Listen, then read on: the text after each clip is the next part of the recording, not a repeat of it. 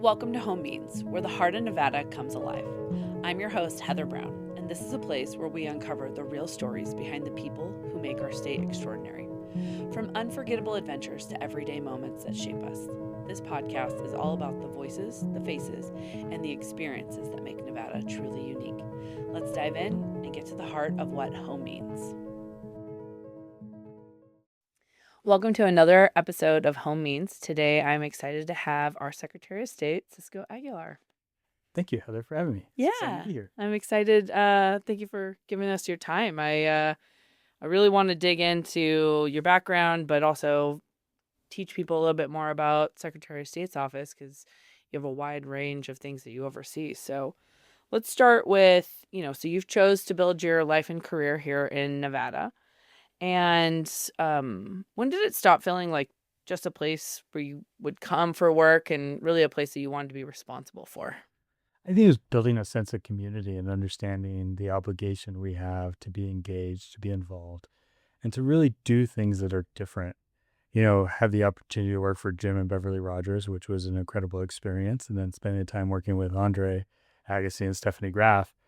Everybody has to find their niche within it, and both of them had the mindset of you have a responsibility to pay your community rent, and how are you going to pay your community rent? It's not something you decide right away, but it's something you have to decide. And I think once you decide what it is, that's when you truly start to recognize that Las Vegas is a true community.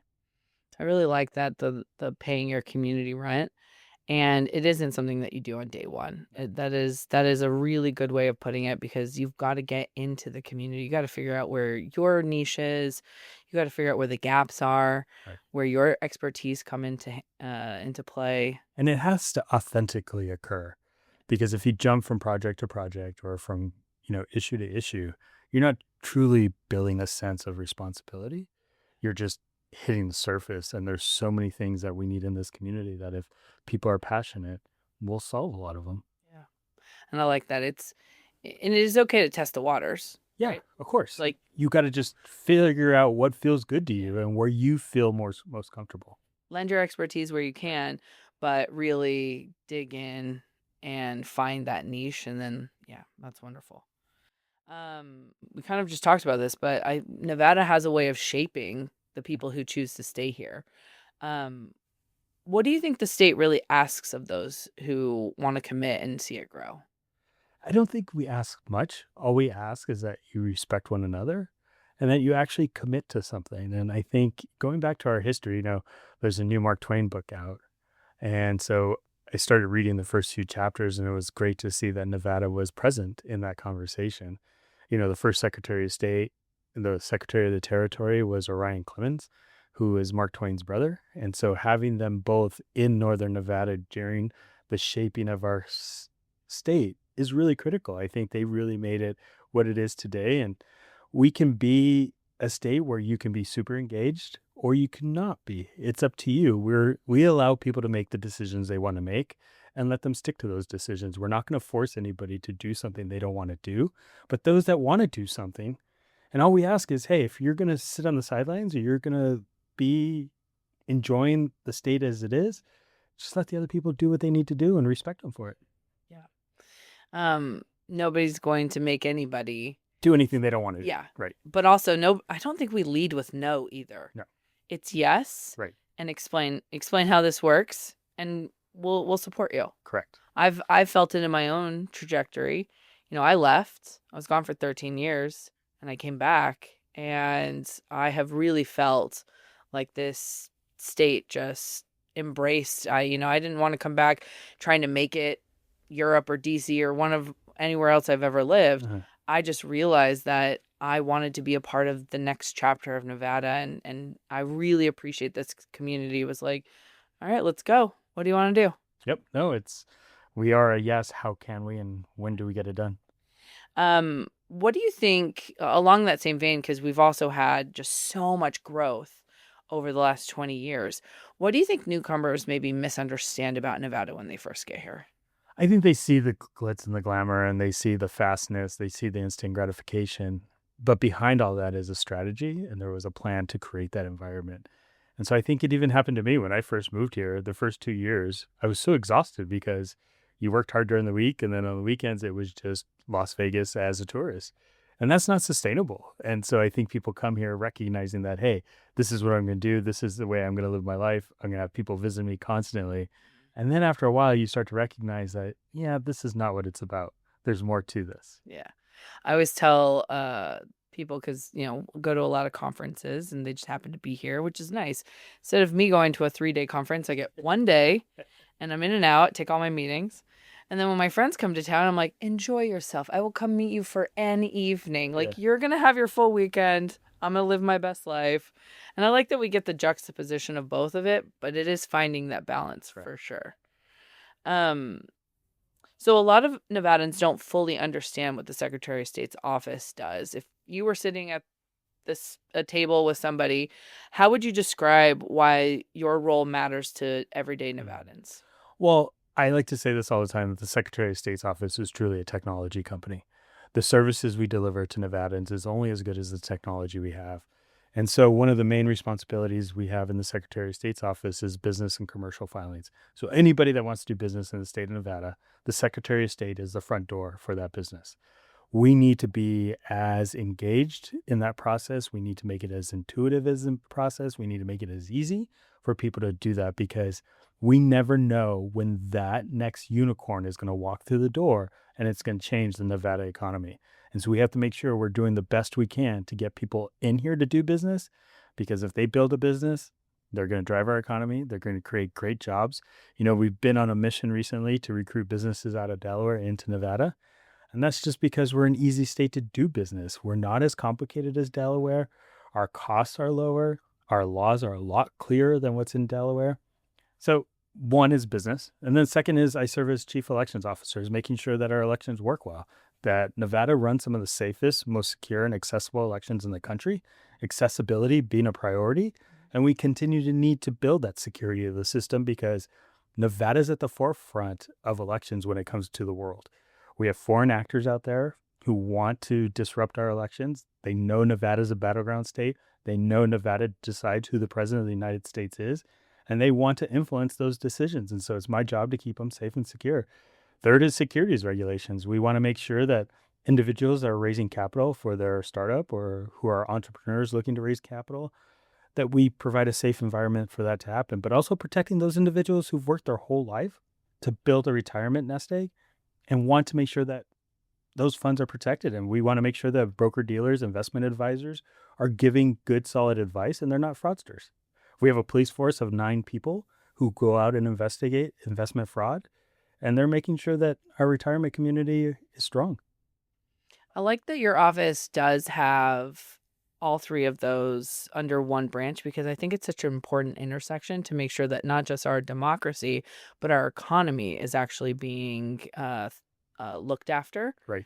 I know you also sit on the governor's economic development board, Yes. so you get to hear all You the. do, but I think there's not a lot of creativity there sometimes, and it's frustrating because I think a lot of the people that are going to build the business are walking through the door and coming to Nevada on their own. Having to recruit a business here sometimes I don't think is always the best investment, but that's not my decision to make. All I can say is my responsibility is making sure that the opportunity exists for anybody that wants to do business. And again, we have some really strong businesses in Nevada, and I think we have to look after them as well. We have to get them from being a small business to a medium-sized business to being a publicly traded company. And I don't think we're going to get there with some of the tools in the Go Ahead organization. Well, and what I was, because I agree. I mean, that that committee only looks at the companies who are going for abatements. Right. So these are just the And ones these are that. people we're having to ask to come here. We want people who want to be in Nevada. And if we could take those resources and really invest it in those that are already here, I think we'd see a much larger return on that investment. I mean, one of my hats, I have a nonprofit called Startup Vegas. Yes. And our entire premise, we're 5 years old this year, next month, actually. Happy birthday. Thank you. Thank you. The big 5. And that is our entire mission statement, is that startup founders should be here. Startup companies should be here. We have the workforce coming out of our higher ed institutions. We have almost no regulatory barriers to entry. Your office makes it so easy. I just literally last night renewed my business license. Thank you. Boom, boom, click, click, take And my that's money, still in let's the go. old system. Like the new system is coming this summer. Yeah. But that old system was failing at a like 14 to 15% rate on a daily basis. 15% of the people coming to Nevada to do business were being rejected, and they were going to states like Montana, Wyoming, and Idaho. We've worked over the last 2.5 years to fix that system. We fixed over 1,000 bugs. Our failure rate now is less than 0.2%, which is about 2 or 3 transactions a day. And so we've also saw in December, we had 20% increase in revenue year over year. And so I think people are starting to recognize that Nevada is serious about when they say they want to do business and they want to make it streamlined and they want to make it easy. We're doing that.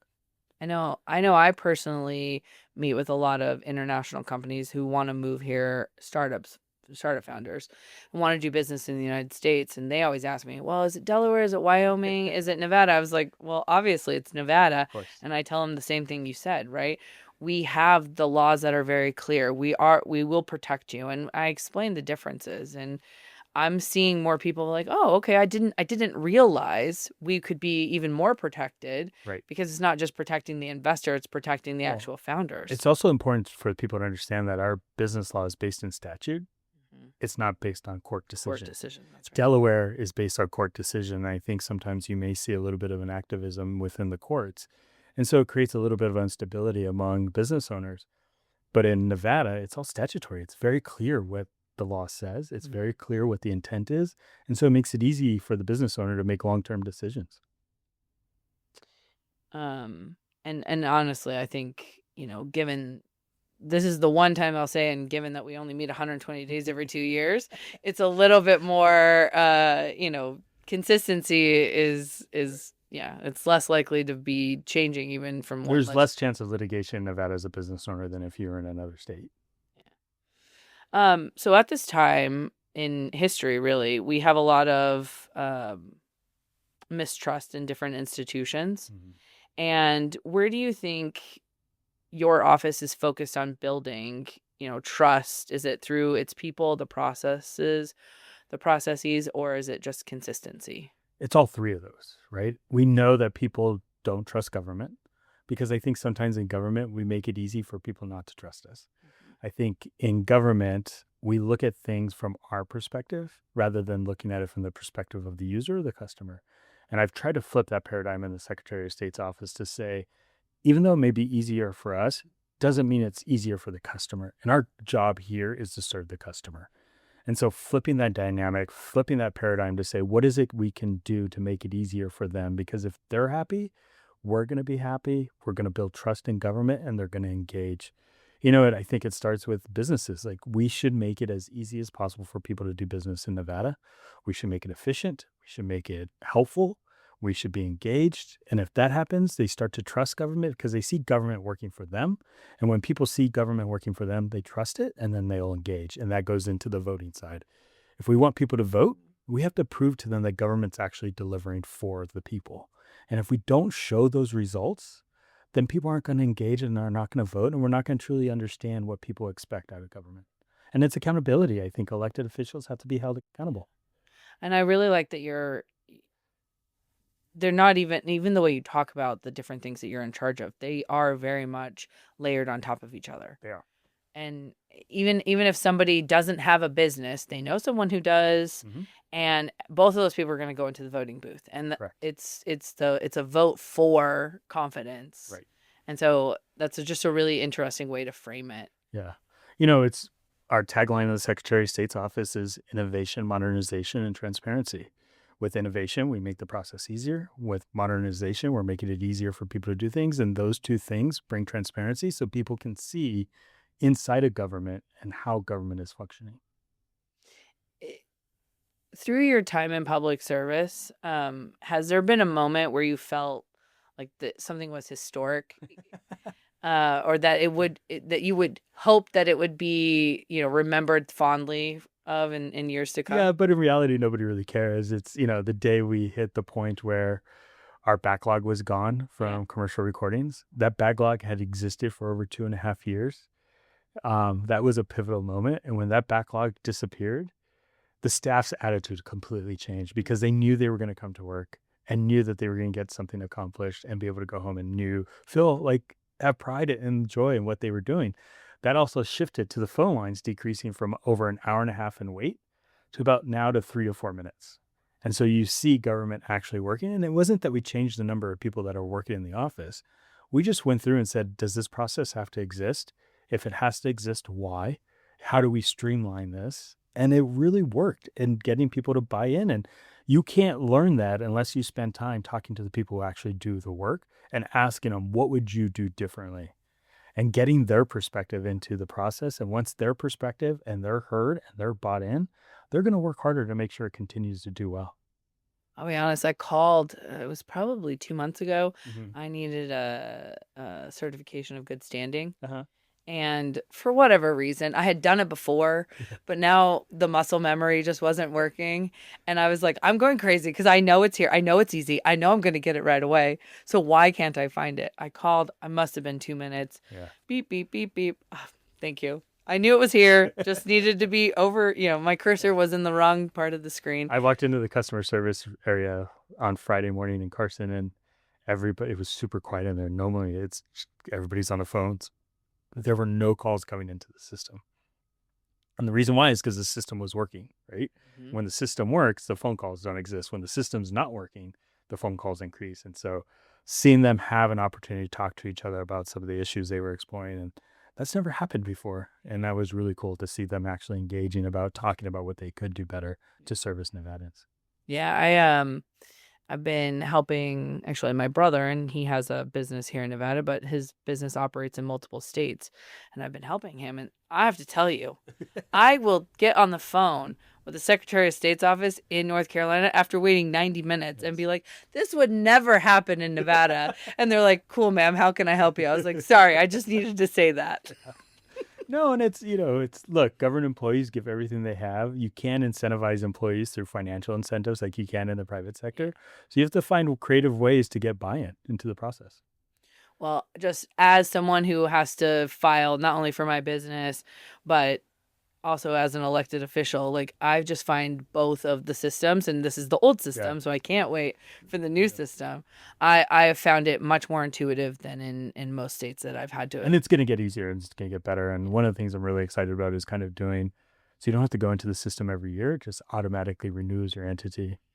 And I was like, can I just do this for 3 years? Like, I'm not planning on going out of business. No, and the thing is, it just makes people's lives easier, right? Yeah. It's, some companies are just going to exist in perpetuity and take the time to call their lawyer and say, hey, I need to renew my entity. But if it can be done automatically, they save those legal fees and they invest it back in the business. Yeah, 100%. So my job is to put lawyers out of business in Nevada when it comes to the Secretary of State's office.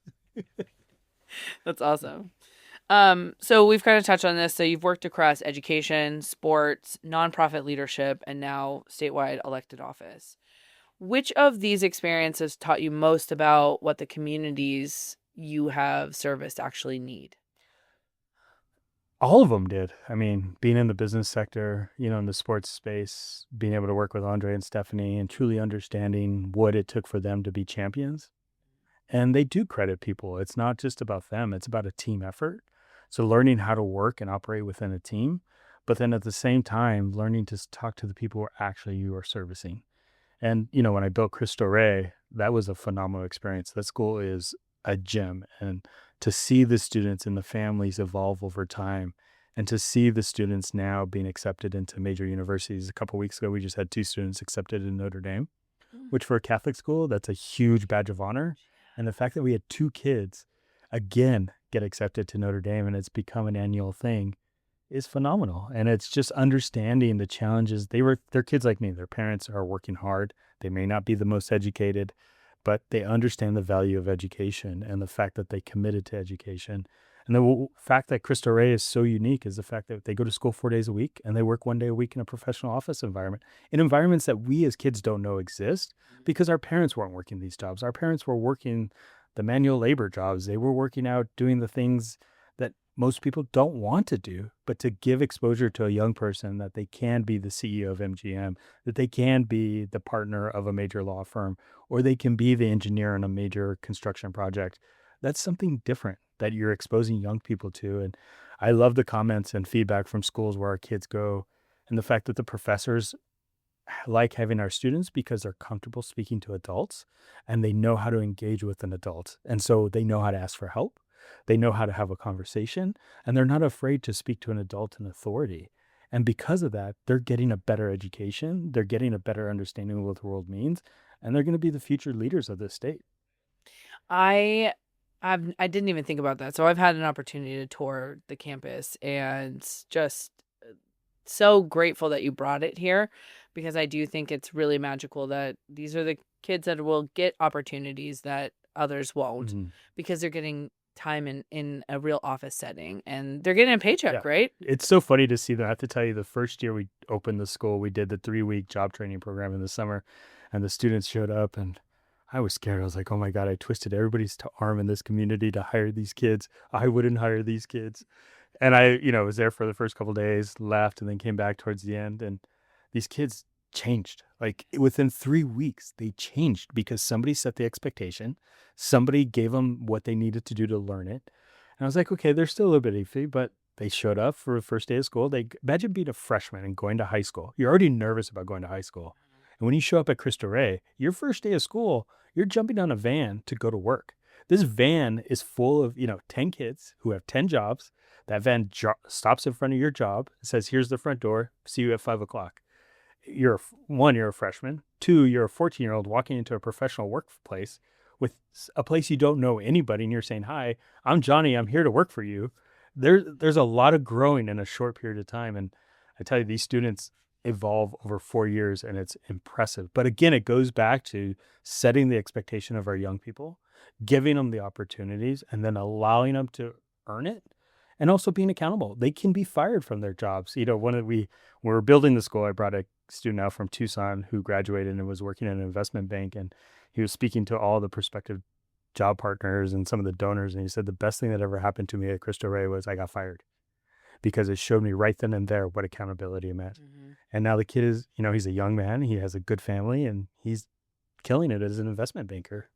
So that's what I hope for these kids. And we still haven't had our first graduating college class, but we're getting close. Yeah. And that's going to be phenomenal to see them come back to Nevada and be leaders within this community. That's so wonderful. And I do love that they are learning what a business or what an office environment looks like. Right. And I think it's so important. And I watch a lot of educational videos on what it's like to represent yourself. And I'm talking about from a business standpoint, right? Like I listen to a lot of entrepreneurial books and things like that.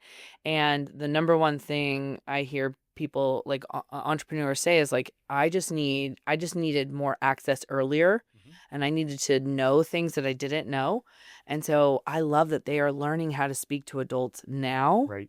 because that will change when they go to college, when they go into the workforce. That will give them a head start. Mm-hmm. I mean, I'll just own it myself. It probably took me 3 years out of college to be comfortable enough to ask my boss if I could leave at 5 o'clock, right? Like, hey, it's 7 o'clock. Like, is it okay? Right. And it was just, I wasn't comfortable because I was just so grateful for the opportunity, because it was my first opportunity. Right.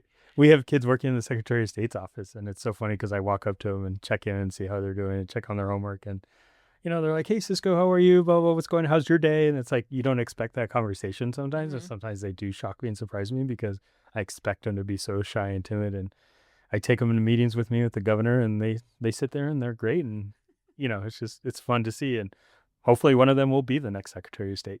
That would be awesome. No, and I, look, it's really great that we have other opportunities here. But again, it goes back to your question about Nevada. Is Nevada took a risk on allowing that institution to exist. We have such a strong donor community in this community. We have a few strong donors. We need others to start to step up. But the fact, if I tried to do this in another city like Chicago or New York or Seattle or Dallas or wherever, it would take years to get something like this done. But in Nevada, if you have an idea, you have a plan, and you know how to execute, nothing is impossible. And that's why I love this state, is the fact that we can take a great idea and actually implement and execute on it with very little burden and still be successful. Yeah. It goes back to that yes mentality, right? Yeah. Always willing to look to the future. It's like, hey, I know you, I trust you, Right. you've got a good plan. What do you need? This is going to be helpful in the future. Let's go. Let's go. Yep. Yeah. I couldn't agree more, and it just is. I hope that's one thing that we never lose, truly. No matter how big we get, no matter how, we, and this is where I kind of talk out of both sides of my mouth, because we obviously do need to diversify. Right. We know that we're going to hit 3 million people here in Southern Nevada. Like, we have a trajectory for that, but we can't lose that like small town No. vibe Uh-huh. and the lean in with yes and always try and find a solution. But also too, it's the political environment. Political environment has to remain accessible. Like, leaders have to be on the ground. They have to understand firsthand what people are doing and what is causing them pain and how do we fix it. And I think in Nevada, we do that. We gauge pretty deeply. Yeah. And, I have never felt, when I'm in a political situation, I've never felt like I couldn't talk to someone who's across the aisle, or, hey, I want to think about something differently. Can we have coffee? It's always yes. Yeah. I mean, there's not a single person who was like, no, I like the way things are. And, that's another attractive reason why Nevada makes sense for business is the fact that we are a purple state, right? You're never going to get swings one way or the other, because those swings and pendulum shifts will impact business. But a business leader can come here and say, okay, I know it's a stable political environment. It's not going to, it may go one way a little bit, but it's not going to go too far one way or the other, which is going to keep consistent and make things even better for all of us. Yeah, I totally agree. And like when people ask me, why would you pick Nevada over Texas? I say, well, Texas is constantly swinging one way or the other politically. That's not consistency, and that's not good for business. It's not good for retention of your employees. Your employees want to be somewhere where they feel valued, where they feel protected, and they feel they can do what they need to do to get things done. Yeah, I mean, not only will you not have those external conflicts that make it difficult just to live, but like your quality of life here is unmatched. Right. I mean, the cost of living is comparable to any place that's going to have a stable political environment, plus low taxes, plus less regulatory, barriers to entry. And if there is an issue on a regulatory basis, people will sit down and figure out a solution to it. Yeah. Yeah. And it's not, like I said, I gave 2 examples where I called and got somebody, and that's across the board. If I need to call Clark County, I get somebody, right? Like it's so easy to get into a government agency. And quite frankly, elected officials are everywhere. Like literally everywhere. Every event you go to, there'll be at least 3. Promise. That is true. And they'll find someone who knows someone. Right. It goes back to that 2.4 million people, and I know all 50 of them, right? Just find someone who is the 50 or knows the 50. Right. Like, yeah. So I want to ask you about the recent changes with the USPS. Yes. My favorite topic of the last week and a half. I'm sure. I obviously, to me, I interpret this as purely election driven, and how they want to make it more difficult for same day mail-in ballots. Well, just to put it in perspective, this change to the postmark thing actually started under the Biden administration. Yeah. And it's just things that, continue to process through. Is it something we want? Absolutely not. I had dinner last night with the chair of the United States Postal Service Governing Board, and I said, who's formerly in election space. I said, do you understand what this means to so many people? If you're going to do this, we have to find an alternative before you automatically just shut it off, right? Is figure out what technology exists. The Postal Service has great technology, but if we can use some of that technology, I understand the budget constraints that a postmark puts on an operation, but you can't shut this off without having an alternative approach to deal with it. And unfortunately, again, it's not relying on the federal government to solve a solution. It's relying on the state and our people here to figure out what's in the best interest of our voters. And I think, and this is a conversation with the counties. I started the conversation with Clark County last week to say, hey, if the postmark disappears, it's going to put more pressure on you with same day drop boxes, because those drop boxes are going to get even more utilized, which is then going to put more pressure on you for processing. So how do we build the capacity for you to process more ballots coming from the drop boxes? And it's having those working relationships to say, here's the problem, here's the challenge, but yet we think we can overcome it by doing this. And that's where we are right now, is figuring out, okay, here's the problem. Here's what the post office is definitely doing. Here's what technology they have available. This is where we can use that technology. And then it's going back to our other partners and saying, okay, this is where I need you to step up to be able to do this. And this is all in the best interest of the voters. I've been really pushing to get more information out election night, because again, it goes back to, if we can get information and be transparent, it's going to build trust in the process, and Nevadans are going to be better off for it. But again, it starts with getting people to change. Change management is not easy, and getting people out of their comfort zones. Elections are a very scrutinized business, and some people are so risk averse that don't want to make any changes until they feel it's 100% perfect. But in the world, that doesn't work. If you can get something to, it's just how much risk and how much pain can you take? I can take a lot of pain. Yeah. And so it's taking a risk to say, if we make these changes, we will be better off overall. And so that's where we are now, is taking all of these issues and trying to say, here's where we can really deliver for the public. And I love that you realize that there's some things out of your control, the postal changes. So how do we, one, figure out a messaging campaign to get people to go to the drop boxes? But two, how do you actually make sure these drop boxes are bigger, emptied more often? And I like that. I mean, obviously, I know that the election will be here in no time. Right.